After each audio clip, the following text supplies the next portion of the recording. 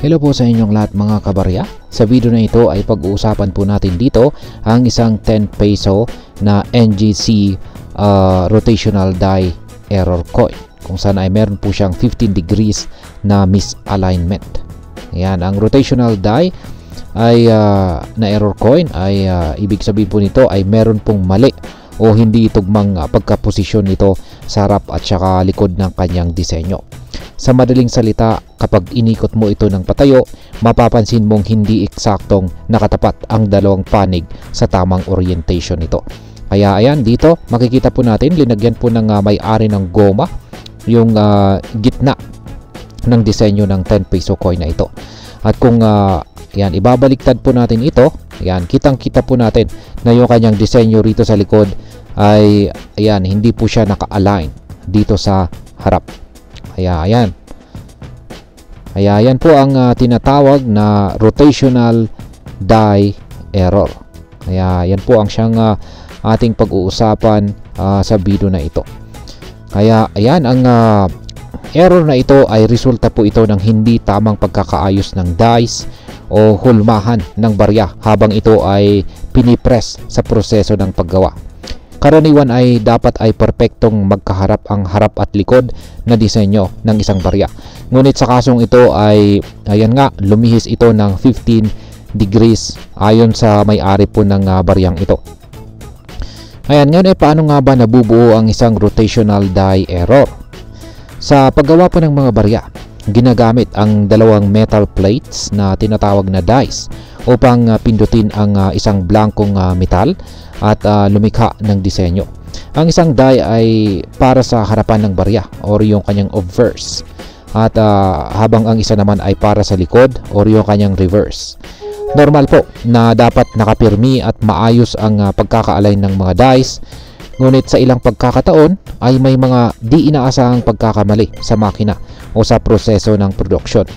Isa po sa mga error na ito ay ang rotational die error, kung saan ang isa sa mga dies ay lumihis ng ilang degrees mula sa tamang position nito. Kapag nangyari ito, ang bawat baryang lalabas mula sa hulmahan ay magkakaroon po ng maling alignment. Ang ganitong klase ng error ay madalas na hindi agad napapansin sa produksyon at maaring makalusot po sa sirkulasyon. Dahil dito ay nagiging bihira at pinag-aagawan ito ng mga kolektor ng barya. Ngayon ay ano naman po ang epekto nito sa halaga ng barya? Yan, dahil po sa pagiging error coin ay may posibilidad na mataas ang halaga ng isang rotational die error na coin. Ayan, katulad po ng 10 peso coin na ito na may 15 degrees misalignment. Ayan, malamang ay mas mataas ang halaga nito kumpara sa mga regular na version nito. Kaya ayan, ang halaga po nito ay nakadepende sa ilang mga bagay. Ayan, tulad po ng kanyang pagiging rarity or bihira nito. Kung kakaunti lamang po talaga ang nalikhang ganitong error sa baryang ito, ay mas mataas po ang maaring maging halaga nito sa market. Yung pangalawa ay yung kanyang degree ng error. Ayan, ang mas mataas na degree ng misalignment ay maaring mas mahalaga para sa mga kolektor or maaring meron itong mas mataas na value. At pangatlo ay ang kondisyon po ng barya. Siyempre, mas mataas po ang presyo ng barya kung ito ay nasa mint condition or hindi pa masyadong gamit. Yan, yung barya po ng yung may-ari po nito ay mukhang yan, maganda naman yung kondisyon ng 10 peso coin na ito. At ayan, maliban po dyan, panghuli ay yung demand ng collectors. Ayan, kung may demand po talaga ng collectors sa ganitong mga rotational die error, ayan, kung marami po ang naghahanap nito, ay naghahanap ng ganitong uri ng error coin, ay mas tumataas po ang presyo nito sa collectors market. Sa ngayon ay wala pong eksaktong nakatakdang presyo para sa isang 10 peso coin na NGC rotational die error na may 15 degrees misalignment na katulad nito. Ngunit kung ikaw po ay may hawak nito, ay maaring ayan, gamitin po natin yung presyo ng seller o yung nagmamay-ari ng 10 peso na rotational die error na ito. Kasi ito po ay kanyang binebenta kay Carousel sa halagang 500 pesos. Ayan. Ulitin ko po, binebenta po niya yung kanyang 10 peso NGC coin na rotational die error, 15 degrees misalignment sa halagang 500 pesos. Ngayon ay paano po natin malalaman kung ang isang barya ay may rotational die error? Yan, pwede po nating gayahin yung ginawa ng may-ari rito na gumamit po siya ng rubber band. Yan, kulay itim. Tapos yan, ilagay po natin sa gitna ng isang disenyo nito. Tapos baliktarin natin. Yan, pagkatapos ay pwede po tayong gumamit ng protractor o para sukatin natin yung saktong degree ng misalignment nito. Ayan. At dyan po nakuha ng may-ari nito yung 15 degrees na misalignment nito. Yan, ngayon ay ano naman ang dapat natin gawin kung may nahanap po tayong ganitong barya.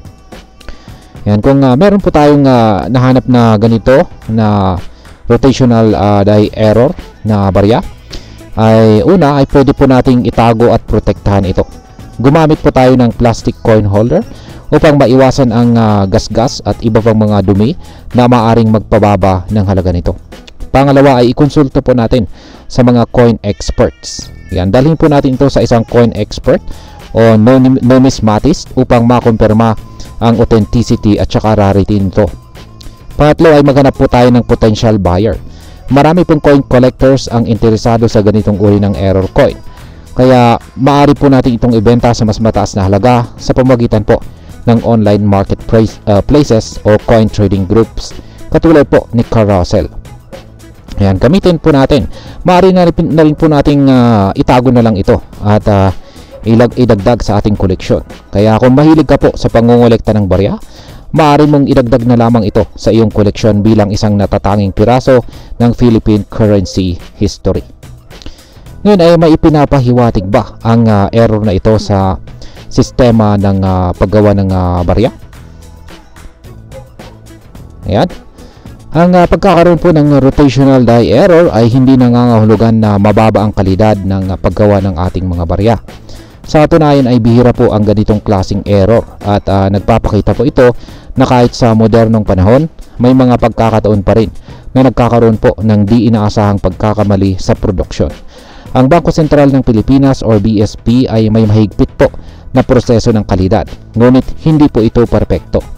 Ang paglitaw po ng ganitong klase ng error ay isang patunay na kahit ang mga automatic na makina ay may limitasyon pagdating sa absolute precision. At ayan, sa kabuuan, ang 10 peso NGC coin na ito na isang rotational die na may 15 degrees misalignment ay isa pong natatanging error coin na maaari pong magkaroon ng baka mas mataas na halaga dito sa mundo ng numismatics. Pero ayan, binibenta po ito ng nagmamay-ari nito o yung seller nito sa halagang 500 pesos. Ayan, pero posible po na baka magkaroon ito ng mas mataas pa na halaga. Para po sa mga collector, ang ganitong klase ng barya ay isang bihirang kayamanan na sulit pong idagdag sa ating koleksyon. Kung sakali namang makahanap po tayo ng ganitong error coin sa ating bulsa o alkansya, huwag po natin itong baliwalain.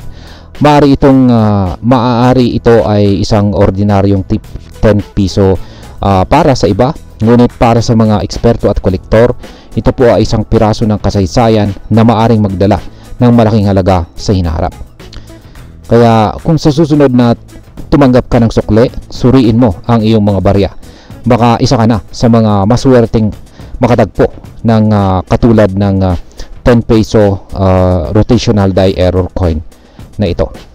At ayan, marami pong salamat sa panonood. Ingat po tayo lagi at God bless po sa ating lahat.